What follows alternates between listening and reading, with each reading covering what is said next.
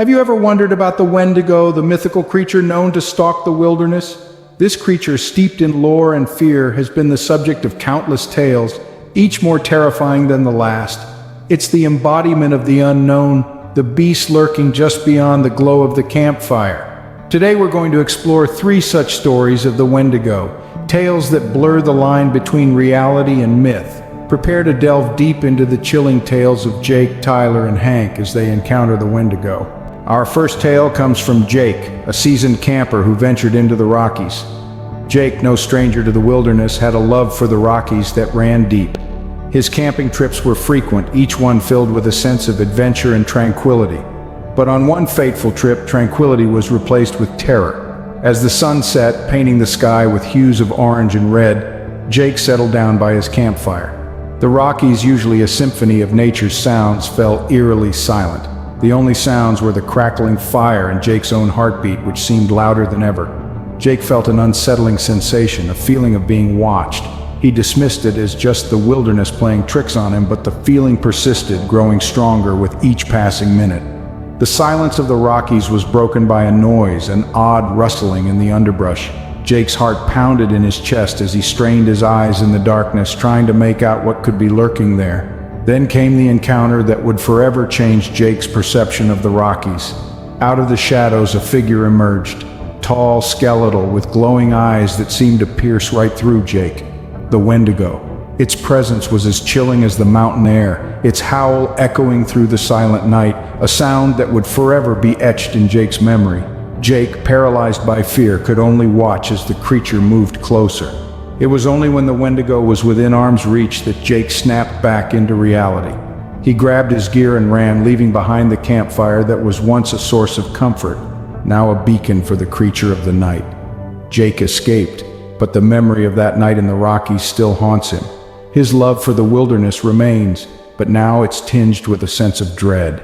The Rockies, once a place of tranquility, now serve as a chilling reminder of the night he came face to face with the Wendigo. Next, we hear from Tyler, a fisherman who decided to try his luck at Clearwater Lake. Tyler was a seasoned angler, no stranger to the solitude of the wilderness. But Clearwater Lake was different. It was a place that, despite its serene beauty, held an eerie calm. It was an unsettling quietness, a silence that seemed to echo with whispers. One day, as the sun began to set, painting the sky with hues of oranges and purples, Tyler prepared to reel in his catch.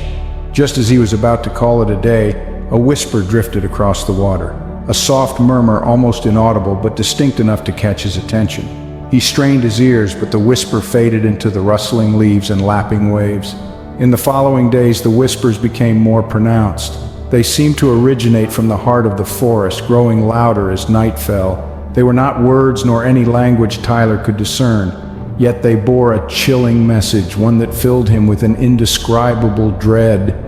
Then one night, under the ghostly pallor of the moon, it emerged, the Wendigo. A creature of the wilderness, it was a chilling sight to behold. It towered over him, its eyes glowing with an unnatural light.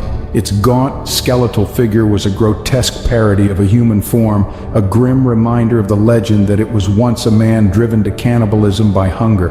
Tyler was paralyzed with fear, trapped in the Wendigo's ghastly gaze. The whispers grew louder, a cacophony of voices that seemed to echo the creature's hunger. But just as the Wendigo lunged at him, Tyler broke free from his trance and ran, leaving his fishing gear behind. He escaped that night, but the memory of the Wendigo's chilling eyes and the haunting whispers of Clearwater Lake stayed with him. The wilderness, once a place of peace and solitude, was now a reminder of the terror he had experienced. The whispers still echoed in his ears, a chilling reminder of the Wendigo's presence. Tyler never went back to Clearwater Lake. Our final tale is from Hank, a hiker who got more than he bargained for in the Whispering Woods. Hank, a seasoned outdoorsman, was no stranger to the solitude and silence of the wilderness, but on this particular trip, the serenity of the woods was replaced with an eerie calm that sent shivers down his spine. As he ventured deeper, the usual forest noises were absent, replaced by an unsettling quiet. Hank was not one to be easily spooked, but this silence was different. It was as if the forest itself was holding its breath, waiting for something. Then, out of the silence came whispers. They seemed to originate from nowhere and everywhere all at once, a soft, unintelligible murmur that echoed through the empty forest. The whispers grew louder, more insistent, as if trying to convey a message that Hank couldn't comprehend. They seemed to be coming from the trees, the ground, the very air around him. The whispers became a chorus, an orchestra of voices, each one more terrifying than the last. Then, as abruptly as they had started, the whispers ceased. The silence returned, more oppressive than before.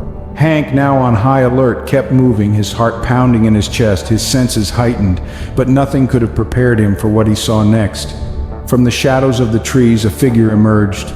Tall and skeletal, with glowing eyes, it was the embodiment of every horror story he had ever heard about the Wendigo. Hank, frozen in fear, could only watch as the creature moved towards him, the whispers now a deafening roar in his ears. In that moment, Hank knew he was staring into the face of the Wendigo, the legendary creature that had been the subject of campfire tales and horror stories. He managed to escape, but the encounter left an indelible mark on him. To this day, he can still hear the whispers whenever he ventures into the woods. Hank will never forget the whispering woods, and neither will we. The Wendigo may be a myth, but the fear it instills is very real. Remember, the next time you're alone in the woods, listen closely.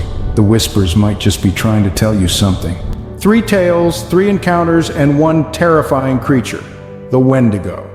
Jake, Tyler, and Hank each had their own brush with the supernatural, their ordinary adventures in the wilderness transforming into a dance with dread. Jake's tranquil camping trip in the Rockies became a nightmare when he heard those chilling howls, the echoes of the Wendigo. The creature that was once a myth had suddenly materialized, its presence a chilling testament to the terror that lurks in the shadows. Tyler, on a peaceful fishing trip by Clearwater Lake, found himself face to face with something far more terrifying than he could ever imagine. The haunting whispers he heard that night, the Wendigo's call, left him questioning his own sanity, forever imprinted by the encounter. And then there's Hank, who bravely ventured into the whispering woods, only to be met with a horror that defies description. The Wendigo's presence was an eerie reminder of the thin line that separates myth from reality. These stories, as unique as they are terrifying, share a common thread, an encounter with the Wendigo. In the end, what was once a legend had become a haunting reality. These stories serve as a chilling reminder of the terrors that can lurk in the wilderness. The Wendigo may be a myth, but for Jake, Tyler, and Hank, it's a reality they'll never forget.